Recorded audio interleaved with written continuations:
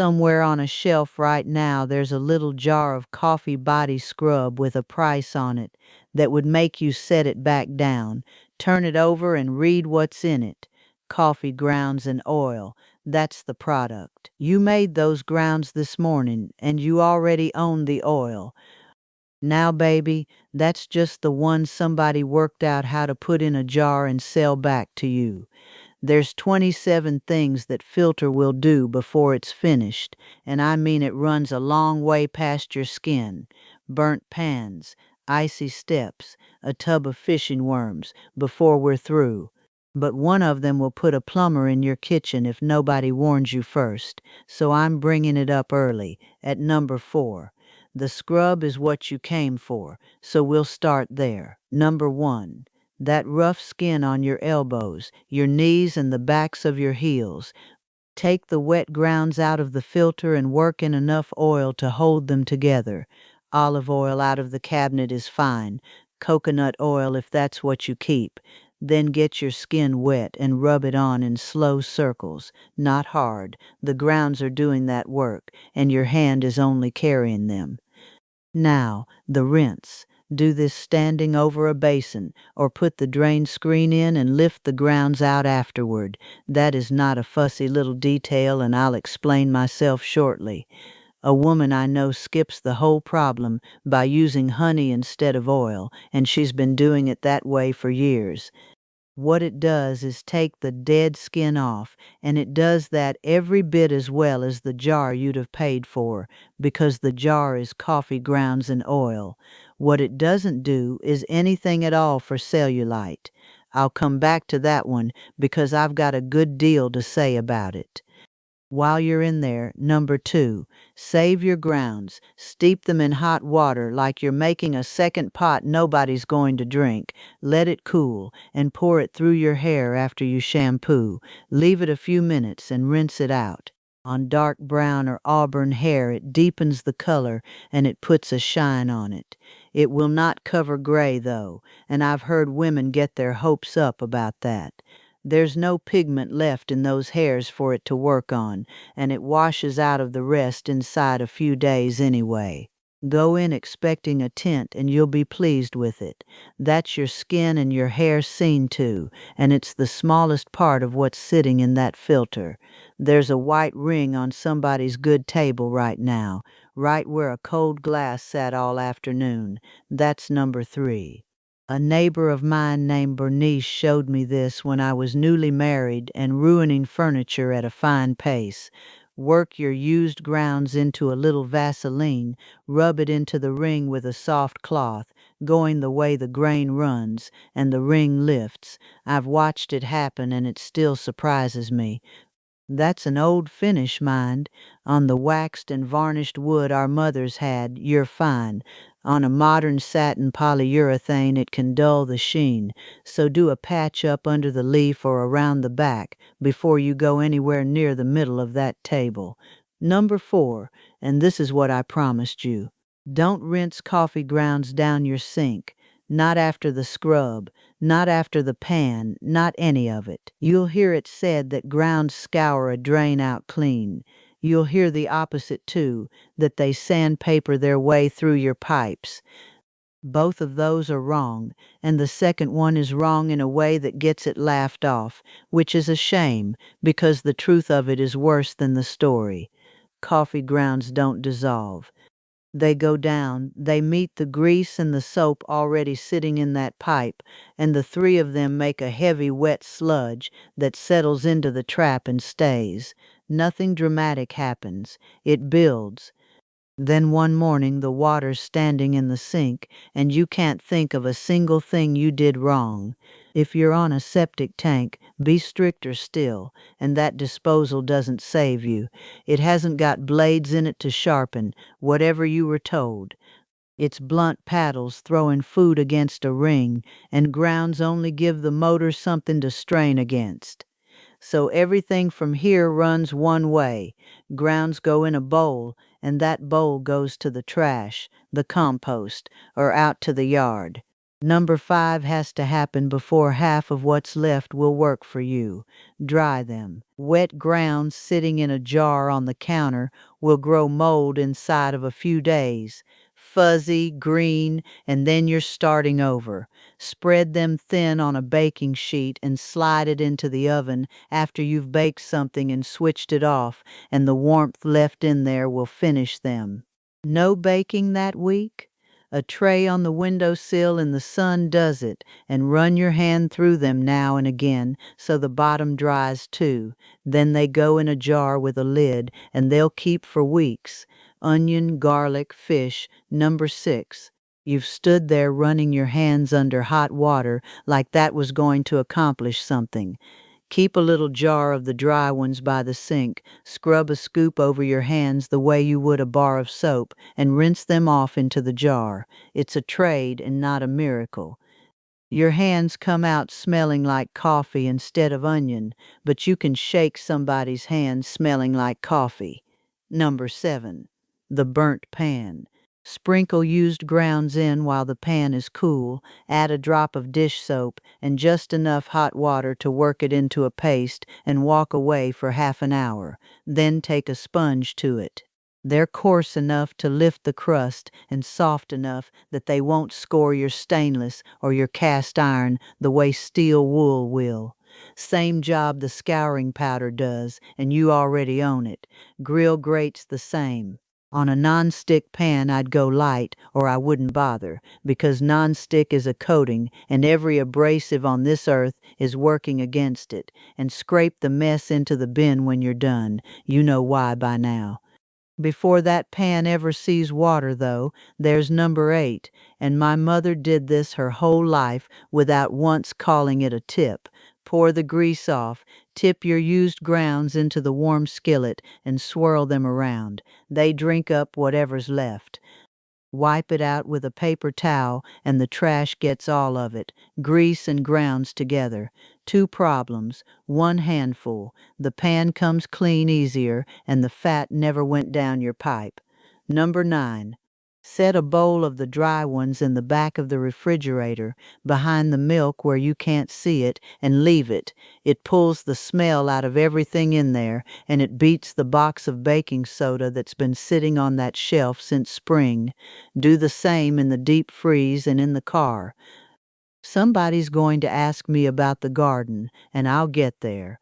But I'll warn you now that the single most repeated thing anybody says about coffee grounds and soil has been measured by a scientist, and it isn't true. That's number 23. Don't throw the empty coffee bag out either. Number 10. Somebody told me this one and I didn't believe her until I tried it. That bag holds the smell for months. Fold the top over, stand it up in the back corner of a kitchen cabinet or under the sink where things go stale, and it keeps that cabinet smelling like a roasting room far longer than it has any right to. Number 11 is over before it starts. Shoes. Dry grounds, an old sock, a knot in the top, and one goes in each shoe when you take them off at night. The gym bag, too. Number 12. A coffee scrub does not get rid of cellulite. That's not what you wanted to hear, and I know it. It's printed on every jar there is, and the reasoning sounds sensible enough that the caffeine firms things up. Where it comes apart is this: the caffeine doesn't leave the grounds and travel into your skin because you rub the grounds on your leg. It stays in the grounds. What you feel afterward, that tighter look for an hour or two, is the massage and a little swelling from all that rubbing, and it settles right back where it was by supper. Keep doing it. It's a fine scrub, and your skin will feel wonderful. Just don't pay jar money for a promise it can't keep when the same thing came out of your coffee maker this morning. Number 13. Stain. There's a woman whose mother stained a plain wooden box with coffee grounds back when she was a girl, and that box is 70 years old now and looks the way it always did. Steep your used grounds in hot water, let it cool, and brush it onto bare wood as many coats as it takes.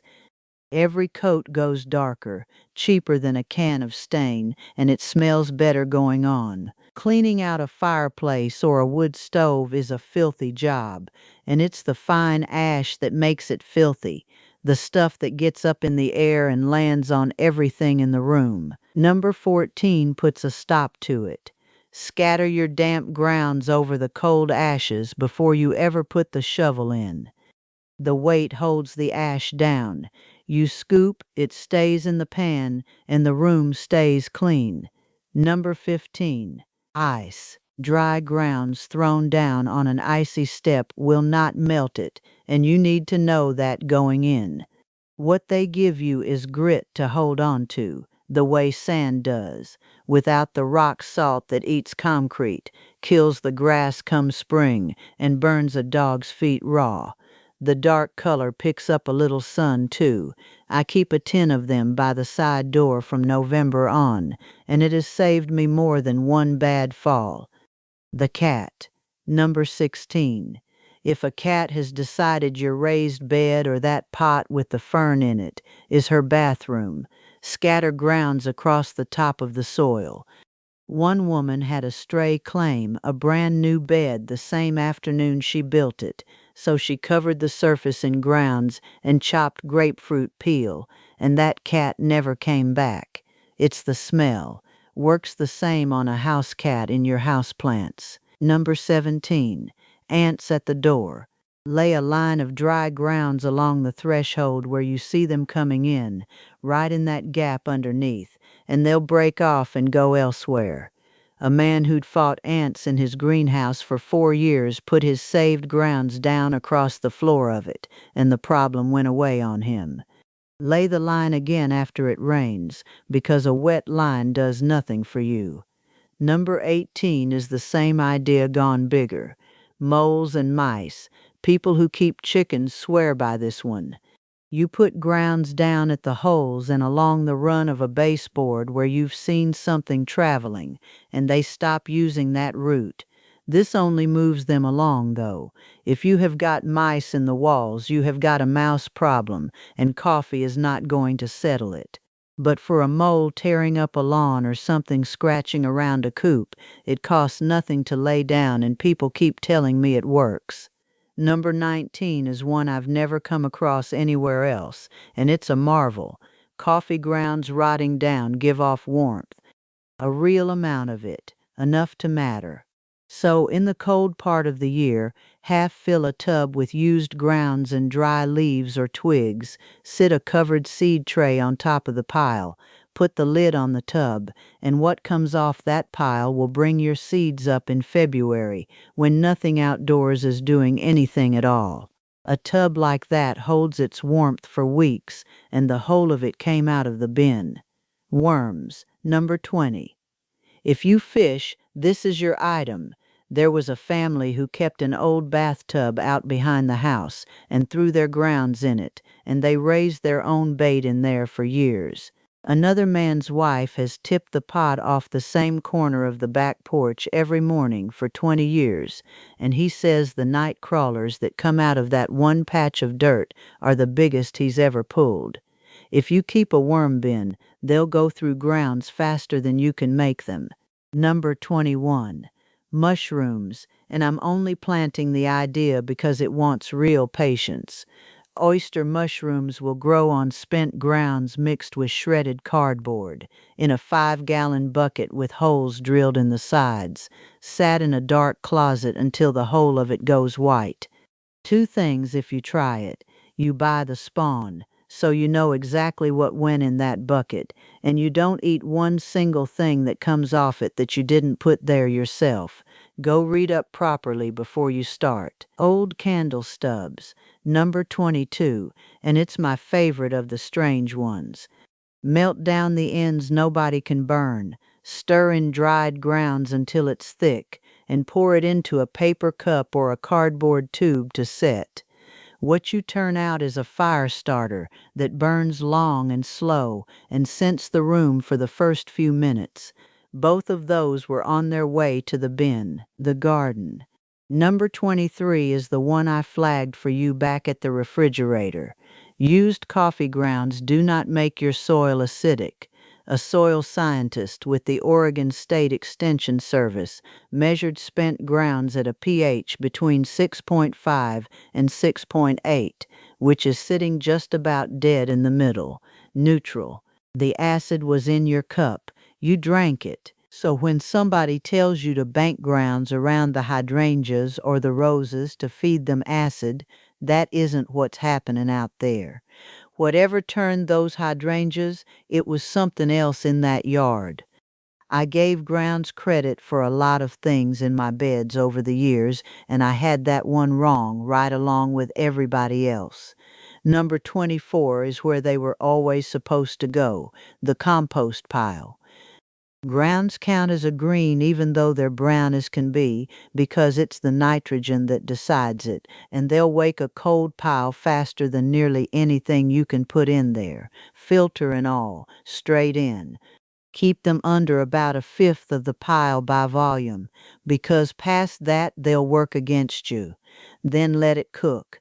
What comes out the other end is that good black crumbly stuff, and every warning I'm about to give you has already been handled by the pile. Number 25. For anybody putting grounds straight into a bed. 2 rules. Don't dig them in fresh and expect a green plant next week. The nitrogen is real, but the microbes have to break the grounds down first, and while they're at it, they pull nitrogen back out of your soil to do the work.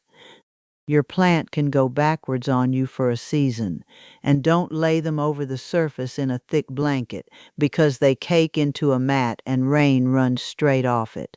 Scratch them in thin and put something nitrogen down at the same time. One caution, and I'll say it plain. There's still caffeine in those grounds, and caffeine poisons dogs and cats, so no bowl of them where a dog can help himself, and nothing laid thick in a bed he likes to dig. Number 26 is the one I'd try first, and it's liquid. Steep your used grounds in water, strain it off, and water your flowering plants with it. The solids go on the compost after. Women who do this on African violets and orchids tell me it brings on blooms they'd given up waiting for. And that liquid is what settles the slug question too. A dry ring of grounds around a plant is a coin toss. Plenty of women swear by it, and I believe them. But what was actually put to the test was the brewed coffee watered down and poured onto the soil, and that cleared them out. If slugs are eating your hostas, start there. Last one. Number 27. And it's for anybody whose own pot doesn't make enough to keep all this going. Walk into the coffee shop with a bucket and ask what they do with their spent grounds. They brew more before 9 in the morning than you'll make in a month, and it costs them money to have it hauled away. Most places hand it straight over and are glad to. Women run whole gardens off somebody else's morning rush, and there's nothing to be shy about in it. You're carrying off a thing that was going in a dumpster. Ugh. 27 jobs out of what you were fixin' to throw away this morning, and every one of them free, because you already bought it and you already got your coffee out of it. You paid once.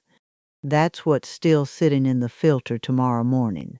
Which one of these did your mother or your grandmother already do without ever calling it a trick? Put it in the comments. I'm after the ones I haven't heard.